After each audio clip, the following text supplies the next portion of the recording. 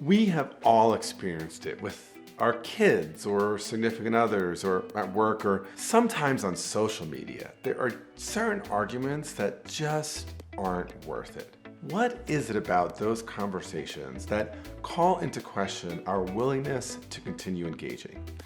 In this video, we're going to look at 4 common reasons why people are reluctant to negotiate, and we're going to assess the merits of each of those claims. At the end, I'm going to actually give you one real reason to avoid negotiation and one real reason to walk away from a negotiation.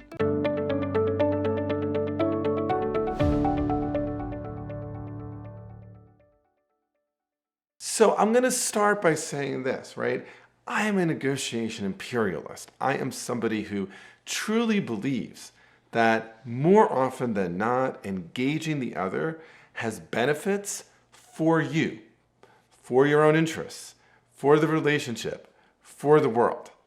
So with that, let's talk about each of the reasons why I often hear people saying we should walk away. Number 1, they are inherently bad or corrupt or evil.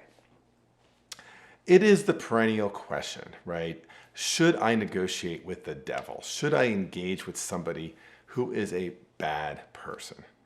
Now, from a negotiation, from a communication perspective, there are a few reasons why I find myself pretty dubious about this argument. First, right, I do believe there are evil people in the world, but I believe there's a small set of evil people and a huge set of misunderstood, badly heard, not seen people. And that it is easier to cast those who seem difficult or challenging or upsetting as bad, corrupt, or evil.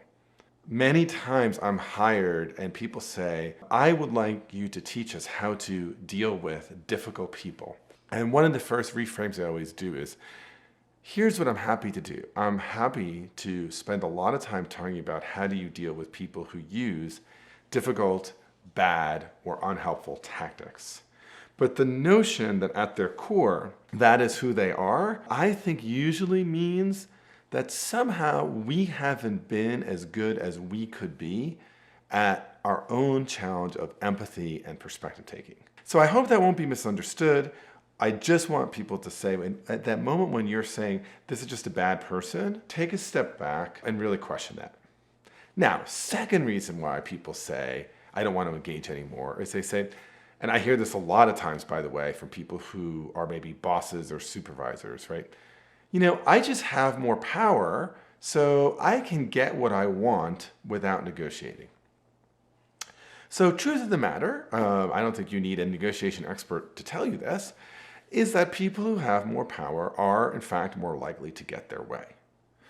It is also true that people who have more power tend to be less likely to negotiate. So you're thinking like, okay, so far you have made 2 arguments for why I should not negotiate in this case. But here's the other thing we know. People who have more power tend to miss opportunities for mutual gain. So in other words, imagine a negotiation where there seems like there's 10 points of pie available. It is often the case that the person with the more power can impose their will and maybe get 7 of the 10 points, or maybe win the 3 most important issues to them. But here's what's being missed. What's being missed is that 10-point pie, if had been engaged as a negotiation, could easily have been made worth 20 or 40 or 80 points. And even if you take that 10-point pie and make it worth 20 points, and then you only got 10, so only 50% of that, 10 is greater than 7. And so what we know from negotiation research is that when there are what's called power asymmetries, right, where one side has more power than the other, it is often the case that the side with the power chooses not to negotiate, they impose their will, and they end up with a smaller overall outcome than they could have. Third reason why people say it's just not worth negotiating is they'll say, you know, the other person, they're just too fixed in their position. They're just beyond persuasion. You know, you can't teach an old dog new tricks. Again, it is always the case that there are some people who are beyond persuasion, or that there are some people who won't change. And it is also the case, and again, borne out by research and my experience, that if you approach an interaction with somebody from a growth mentality, right, the notion that we all have some flexibility and some bandwidth to stretch ourselves, that when we have a growth mindset, people actually can move and they can change. Maybe they won't get to where you want them to be, but the notion that this is as good as it gets, just more often than not, isn't true.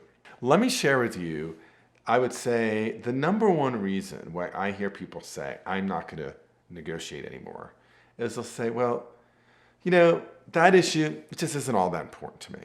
So in the negotiation coaching work that I do, I have found the argument of it's not all that important to me to be the number one reason why people externalize an internal reason for refusing to negotiate. What I mean by that is as follows, right? If something's keeping you up at night, if something's bugging you, if something's on your mind, it kind of means like it is valuable to you. If you've come to me, if you've hired me, for example, to work through some important negotiation issue, and then like 2 hours into our conversation, you're like, well, this isn't all that important to me. I find that to be not persuasive. Instead, I think what it's evidencing is some ambivalence, right? There's a side of me that knows this is quite important, and there's a side of me that's reluctant to engage it. And so the advice I'd give there is to really explore, what is it that's holding you back? What are you worried about? What are your fears? Okay, so now you're thinking like, but there have to be some times when you shouldn't negotiate, right? Isn't that true? And I want to say, even as a negotiation imperialist, even as somebody who believes that negotiations are at the heart of all important human interaction, I'm going to say yes, right? At times, it doesn't make sense to negotiate. And at times, it might make sense to negotiate, but also to walk away. So first, when doesn't it make sense to negotiate? Put simply, right, it's when the value proposition just isn't there. So that sounds pretty fancy, but what do I mean? Well, there are times when, yes, if I engage, let's say, the clerk at Macy's, I probably could get a refund on this product, for example. Or if I spent enough time with this friend of mine on a controversial issue, maybe I could shift them from their stark position to something more flexible.